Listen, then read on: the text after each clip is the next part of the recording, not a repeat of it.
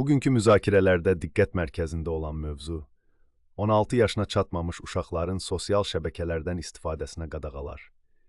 Milli Məclisin İnsan Hüquqları və Ailə, Qadın və Uşaq Məsələləri Komitəsi bu mövzu ilə bağlı yeni təkliflər irəli sürür. Məqsəd, gənclərin internet mühitində daha təhlükəsiz və sağlam şəkildə böyümələrini təmin etməkdir.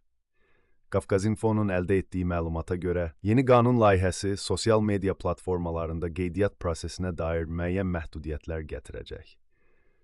Təkliflərə əsasən, 16 yaşına çatmamış şəxslərin bu platformalarda qeydiyyatdan keçməsi üçün xüsusi tələblər müəyyən ediləcək.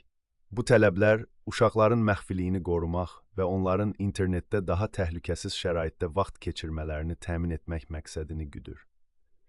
Qeyd edək ki, bu addım bir çox ekspertlər və valideynlər tərəfindən dəstəklənir. Onlar hesab edirlər ki, uşaqların internet mühitində istismarının və zərərli məzmunlarla qarşılaşmasının qarşısının alınması üçün belə tədbirlər vacibdir. Bununla yanaşı, təklif olunan qanun layihəsi uşaqların internetdə sərbəst şəkildə məlumat əldə etmə hüququnu məhdudlaşdırdığı üçün bəzi mübahisələrə səbəb olub.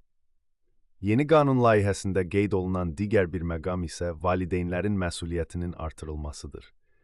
Valideynlər, uşaqlarının internet istifadəsini daha yaxından izləməli və onların hansı məzmunlarla qarşılaşdıqlarından xəbərdar olmalıdırlar.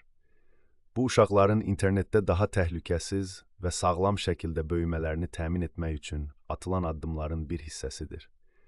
Xatırladaq ki, bu cür qanunvericilik tədbirləri dünyanın bir çox ölkəsində tətbiq olunur və Azərbaycanda da bu istiqamətdə addımların atılması müsbət qarşılanır. Lakin, bu dəyişikliklərin necə həyata keçiriləcəyi və nə dərəcədə effektiv olacağı hələ də müzakirə mövzusudur.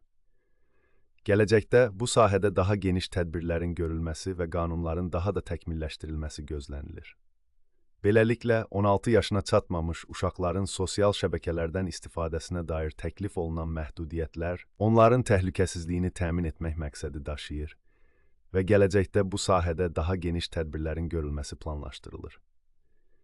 Biz də bu mövzuda baş verən yenilikləri diqqətlə izləyəcəyik.